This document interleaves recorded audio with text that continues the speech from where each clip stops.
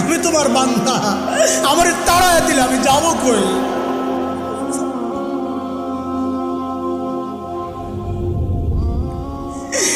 কই যাব? তুমি ছাড়া মাফ করবে কে বলো? কার কাছে যাওয়া ভিক্ষার হাত পাতবো বলো? কি দোয়া শিখাইয়া দিচ্ছেন নবী ভাই, কি দোয়া শিখাইয়া দিচ্ছেন। ওইভাবে মালিককে বলেন না একা একা,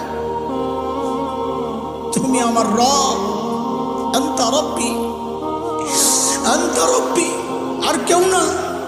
পাপ করছি তো তোমারই করছি, নাফরমানি করছি তো তোমারই করছি, আর কারো করি নাই।